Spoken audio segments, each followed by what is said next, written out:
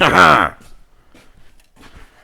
6D diesel. So on today's brilliance, we are hedge Peugeoting. We've been on it most of the week. I haven't videoed a bit of it because, to be honest, it's been quite manic. It's always manic. I think I did 18.5 hours one day this week. Great. I have revolutionised the carburettor by dumping it in our sonic cleaner and by unblocking all the jets. It now runs lovely. We have revolutionised the cooling system. We will have seen that last time by cleaning it out. That works very well. So we got it. We have the brakes. You should have seen that last time. We have finished welding the floors. We didn't video the floor welding because me and Terry did it flat out one evening in 3 hours. She is buzzed in. We got a bit of seal this side, 2 bits of tin on the back flitches. So what we are on today is, since we've now revolutionised, so clean carburettor, I found a new old stock fuel pump. That's chucked on. So basically, since sloshing some new shape petrol in the fuel tank, that has loosened off all the black goo that was in the fuel tank, and that now is blocking the fuel tank output pipe every time you run it for 10 minutes.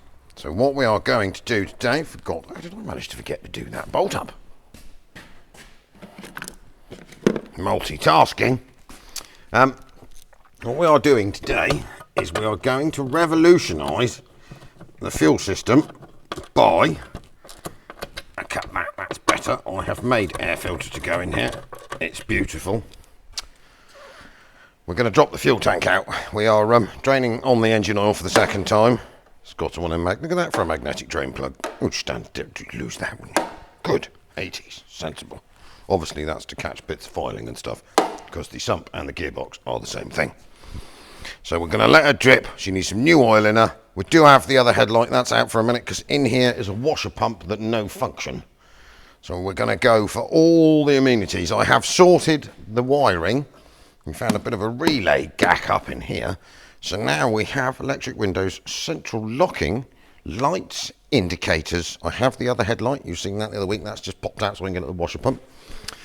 Structurally sound floors, fog lamps, brake lights. It is all here. So I'll give you a quick show inside the car, because what we're doing now is the seat belts are back in because it only has the front ones. And then by the end of the day, I'm hoping to have the tank cleaned out, cleaned out, back in again, see if we can make the fuel sender unit function. If not, I have an old Toyota Hilux one over there, and I'm sure a man can make one out of 2. And then I need to put the front seats back in, because what I'd quite like to do is have this evening. I do need to put an indicator bulb in, because this should be orange, but it's all worn off, so I'm going to put an orange bulb in, then I don't have to worry about it. One on the other side, because all that is sort of working. Is attempt taking it home with me for its first run. I'm going to tax it, and for its first technical road run, because it doesn't need that out of sill for scooching to my house and back. Give it a bit of a run home and back and see if it explodes. And then if it explodes, we've either got a week and a half to fix it, or I'm cheating and we're taking it up there on the back of a lorry. I know that's not really the way, but if it dies, it's gonna go somehow. Somehow, I don't know, because we haven't even got to the other one because it's been so busy. So Fudgy now is taking the Kangoolie, and then we're going to take this and the Kangoolie, as long as this will work. Fingers crossed. Fingers crossed. So the fuel tank, obviously the filler neck is here, and the tank is bolted up basically just behind the rear subframe up to the rear boot floor. Now, unbelievably, most of the nuts so far have come undone. I have the mains fuel supply line, because it's only got the one, there is no return, unhooked. So I'm going to now try and lie, I have this all propped up on a selection of axle stands, jacks and stuff, under there, and see if I can lower the fuel tank out of the bottom without breaking the filler neck, get it out of the car, and then see what it looks like inside. Just see, the interior came up lovely. Look at that. We are winning.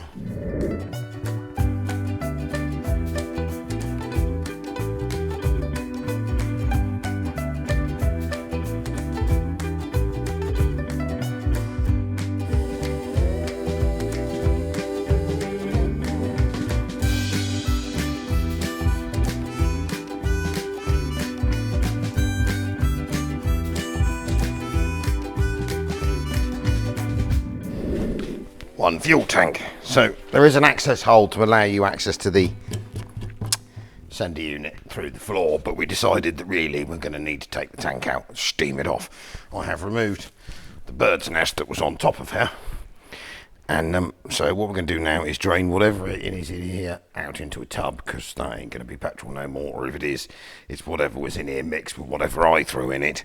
We need to get this sender unit out, see if we can make the fuel gauge function again, which will be handy for a trip to Peterborough, knowing how much petrol you've got, and also steam the death out of this tank so that it doesn't stop every 5 miles because the fuel filter's blocked up. So, shall we see what comes out of here? It's going to be fairly gooey looking, I reckon. Oh, yes. Great. That's... I don't think that counts as petroleums anymore. Might use that for a bit of tank washing or something, but that's pretty grim, isn't it? Look at it. Petrol should not be black.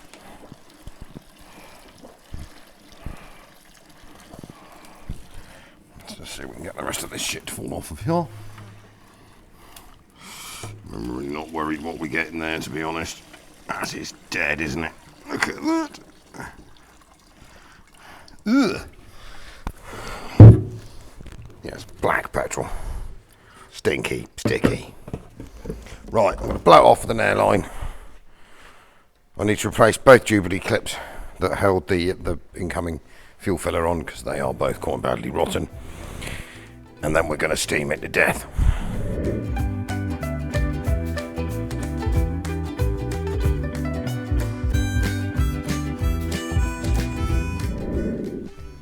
Right, well, as you will be able to have seen, it's pretty exciting in there.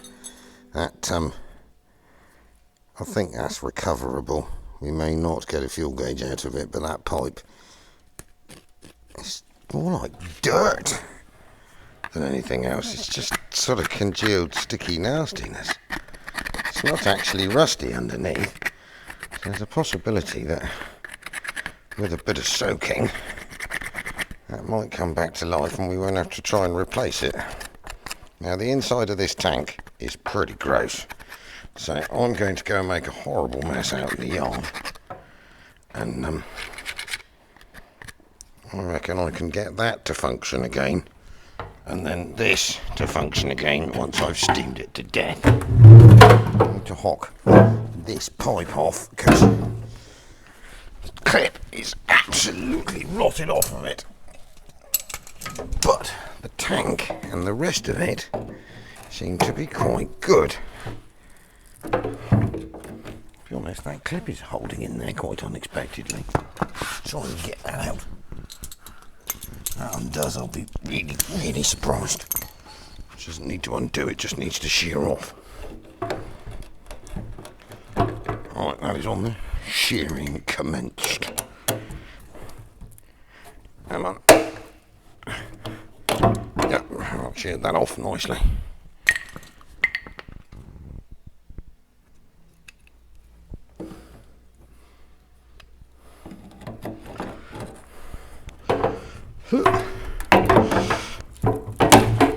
That got rid of that. That got rid of that. We're going to go and steam this out because it's pretty grim in there.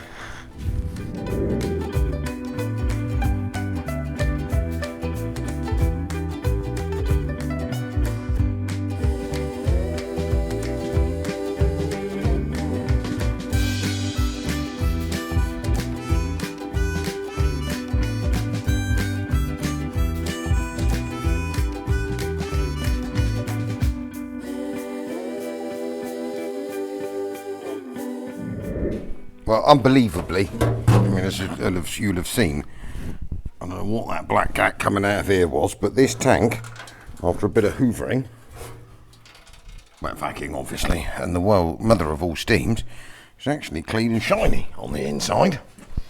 So, all I've got to fix is this bit, just a bit of resistance, see if the fuel gauge is gonna, it's making fuel gaugey noises, give that a bit of a degooge. And then we might be good for putting it back together. That worked out really well. So, tank cleaned, fuel sender unit, perfect underneath all the googe. I think even the possibility of the actual floaty thing possibly registering fuel. It does work on a multimeter.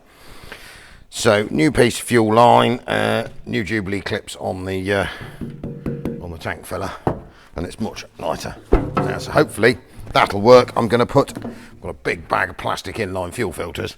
I'm going to put one just under the edge of the car here so it isn't too much for killer to change. So if anything does come out of this tank, it gets caught here. And then I've got to blow the main fuel line under the car out because that's a bit gooey. It's got black snot in it. And then hopefully it'll function. We can put some fuel in it. Remember to put some oil in it because I've drained the oil at the moment. That's been dripping for an hour or so. I'll put some new oil in it, new fuel in it, and then basically run it up. And then we're going to throw the interior in it. Door seals, seats, go for gold.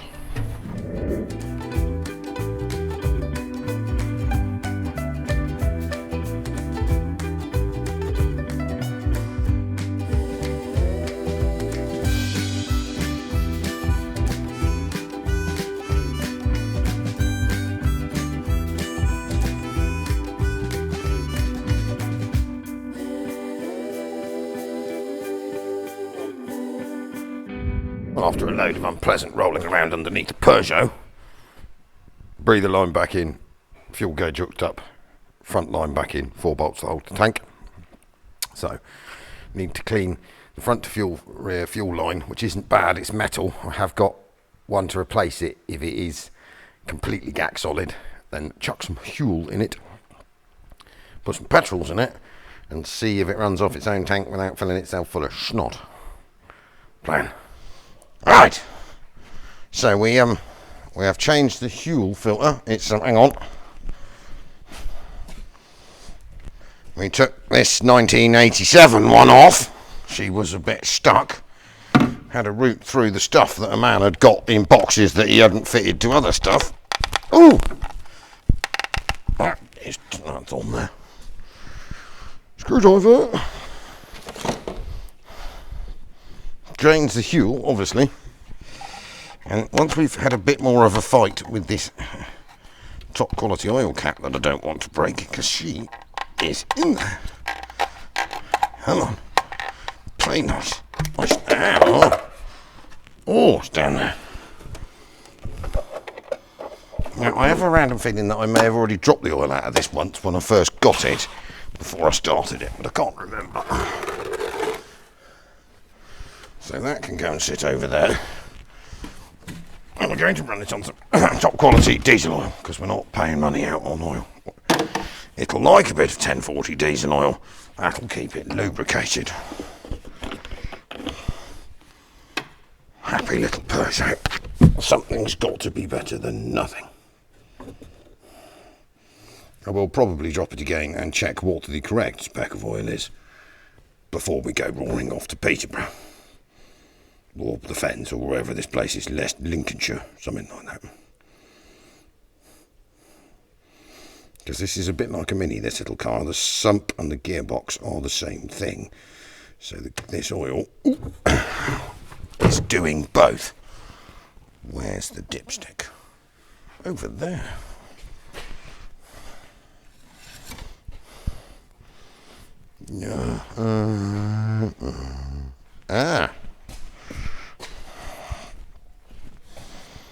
Those are the thinking noises, by the way. Right.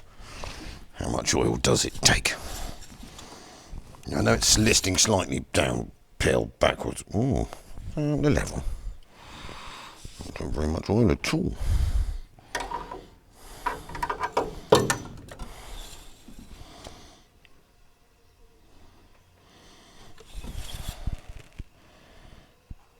One would say, I don't know, I think that's right. Right, we'll give that a try.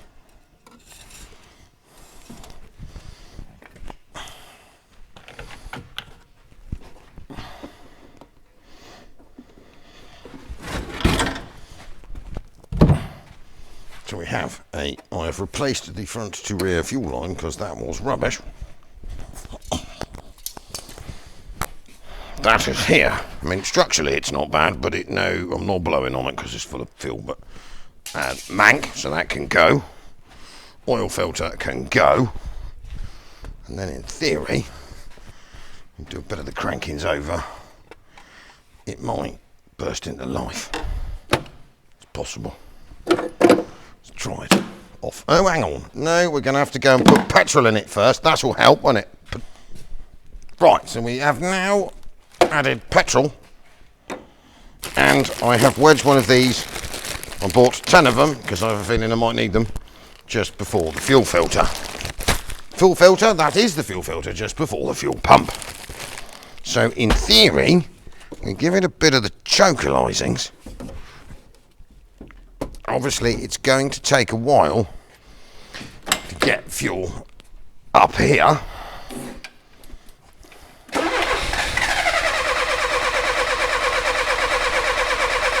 See if it starts.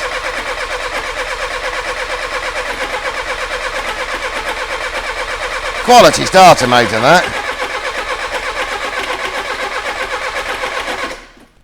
Nothing like a Lucas rebuilt starter motor, you know, for still being shit after it's been left in a box for 25 years.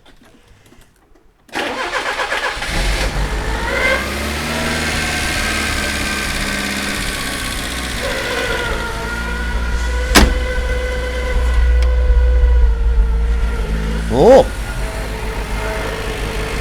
Well, it's working!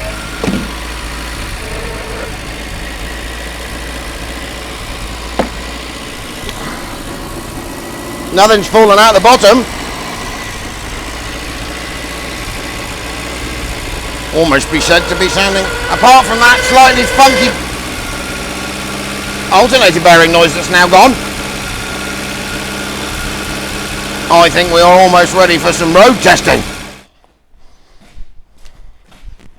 So the time has come. We are going to go and tax it online quickly now. We are going to attempt a 25-mile test drive. Wish me luck. I'm carrying lots of parts. We haven't quite finished. There's a few more things that need doing. But in theory, it's got good floors, good body structure, apart from the stuff that you can see that's crap. Seatbelt anchorages, seats, brand new brakes, new fuel pump, clean fuel tank, engine serviced, carburetors done, spark plugs, points, brake master cylinder, and 4 new tyres, new headlights, all the lights work. It stands a hope in something's chance, doesn't it, of me being stuck in the lake. Ooh, better find a windscreen wiper blade.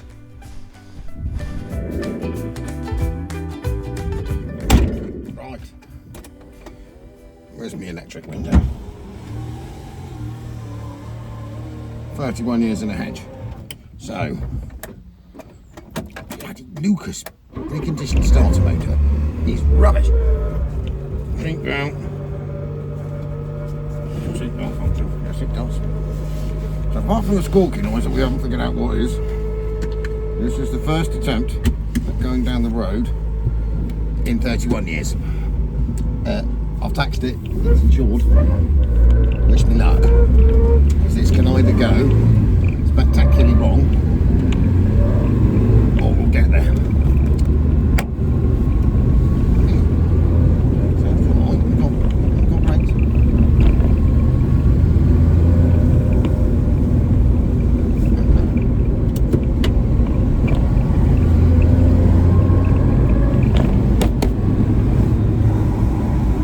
It's quite sprightly, to be honest.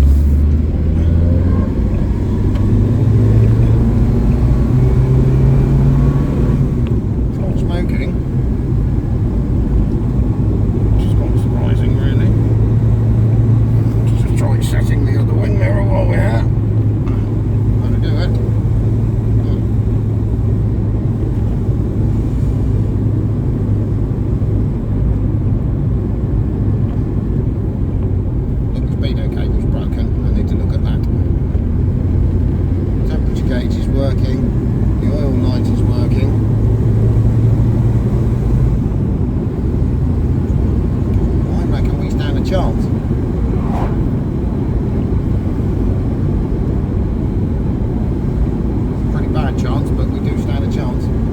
I think I'm going to have to take the radiator out of this tomorrow and flush all of the gook out of it, because that is causing me some trouble. Not that that's worry, we sort of expected that. So I think a quick back flush on the rad, because there's a lot of nasty snot floating around and it's not losing any coolant. And I reckon we're about good to go.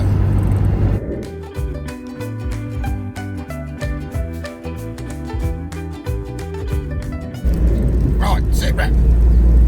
Going well. Have good-ish overheating problem for a minute. I'm going to pull the radiator out, definitely, and flush it, because it is absolutely full of googe. The bottom radiator hose is fairly lukewarm. The top one is red hot, basically, because the water's not travelling through fast enough. That we can sort. But this thing drives like a right little champ. She's good.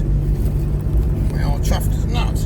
Get the cooling system sorted, which we knew we were going to have to deal with anyway, because to be honest, all the antifreeze originally had completely congealed in it. And I think she'll be all rich. Made it home. That didn't blow up. Look at that. So 31 years back driving. So I've just shown Mrs. D this who's trying to hide. There she is. We'll just track her around so she can't hide. Come on, Mrs. D, stop hiding. You'll be fine. So Missy, you've got to do it next week, because you've got to come to the Festival of the Unexceptional with us. Excuse the roots. That's fine, it's no worries. Look at my greyness. So what do you reckon to my top quality? Look at that for a pucker ride, Mrs. D. Yes. It'll be fine. We'll get there, won't we? You're hiding again. I think it's unlikely. Well, we'll get there. Of course we'll get there. That is a machine of quality. You're just not seeing it in the right light. I have improved it muchly. Honestly, I've spent months making that work. I know, darling. You're going to have a ball. Look. We make it. Yes, we will make it. It's only like 200 miles. It drives really well. It's got a few issues, but what do I own that hasn't got a few issues? So that's Mrs. Diesel, by the way. There she is. She's called Sharon. Stupid enough to marry me. Right, off on that note, I'm going to leave you to it, and we're going to have to do a bit more work to said Peugeot.